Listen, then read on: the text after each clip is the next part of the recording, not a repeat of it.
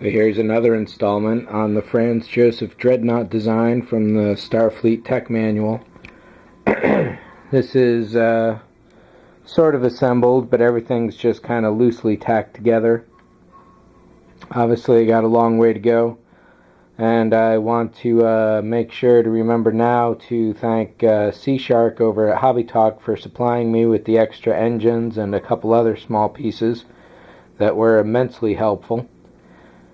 Still haven't done the saucer yet, of course, but I've got another idea. My initial one was to create some styrene slats and then place them all around.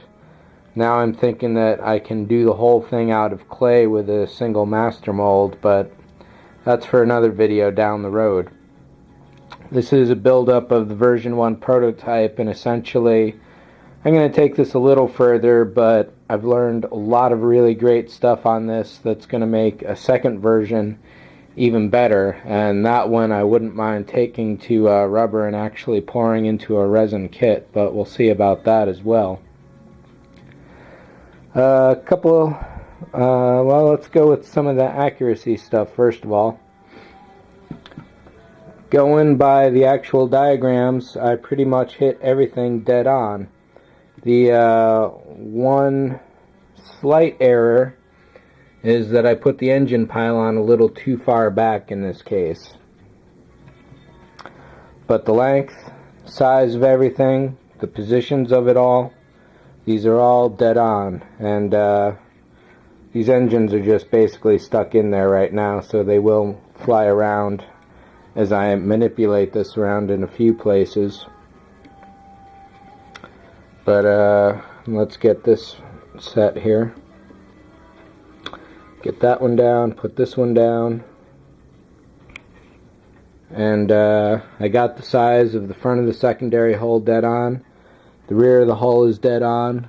The position of the engines and everything is pretty much dead on. I definitely couldn't have hit this any luckier than I did.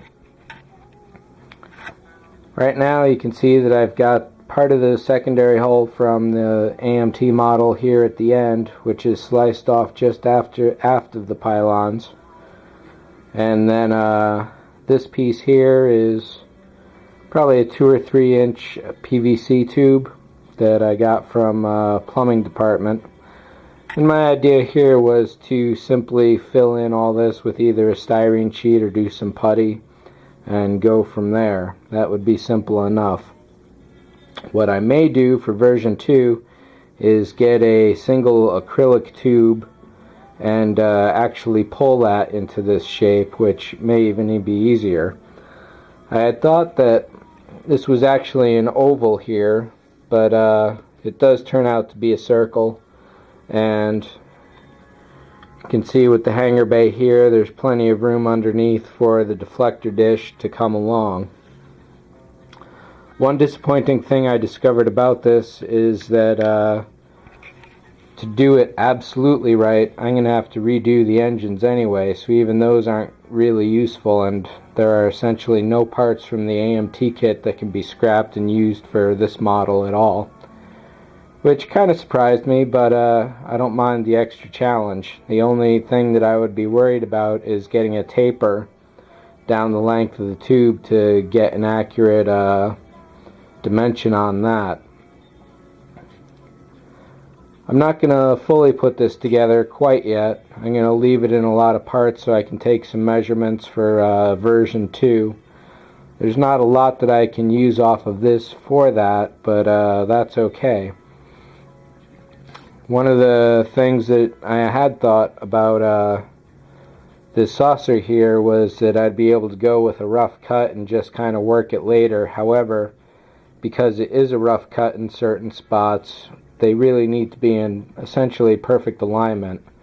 So I'm going to get 2 discs professionally cut in acrylic and go from there, because then those will have a proper center hole and things will be able to line up. I started filling it with some clay just to see if it could work, but really there's no chance of that happening.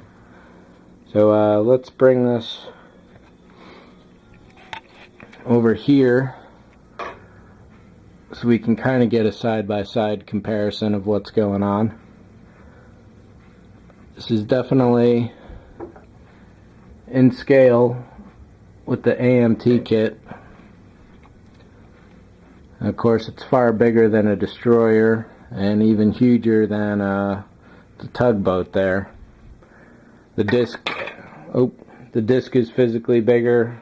The hull, secondary hull is bigger. The neck, the pylons, only the engines are the same. And like I say, I can't quite use those for a final version if I were to make this.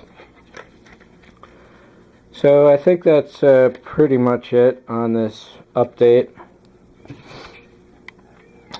There are a couple big challenges that the next version will have. One of them, of course, is getting everything to line up dead center. And in that case, it's going to have a through body design, much like the way guitars are made, where you got a neck through body build on that. And then another challenge is going to be getting these rear engine pylons to match up at a proper angle. But essentially what I'm thinking to do is that I'll make them long enough and then angle them so that on the inside they match up and lock into each other at the proper angle, which is probably somewhat similar to this right here. So it's an oddball angle, but it will work out. Right now these are just cut to just about the lengths that they need to be, and I really need to add probably about 1 inch to them overall.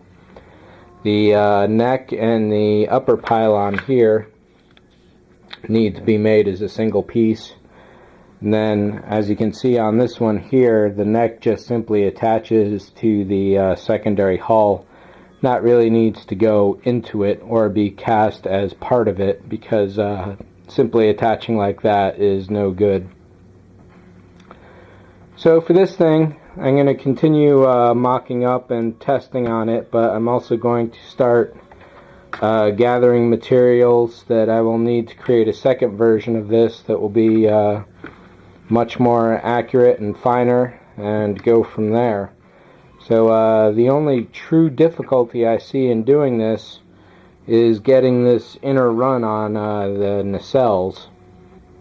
Building the outcrops and all the other stuff should not be too difficult to get a reasonably accurate version of, but getting this indent, I think, will be definitely a trick.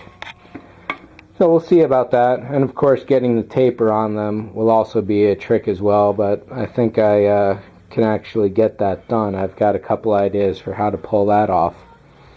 So that's pretty much it. I probably said that before. Just the overall size of the thing is definitely really surprised me at how big this is, and it's going to be fun to bring it to fruition. So thanks for watching. Take care, and I'll catch you guys all on the next update.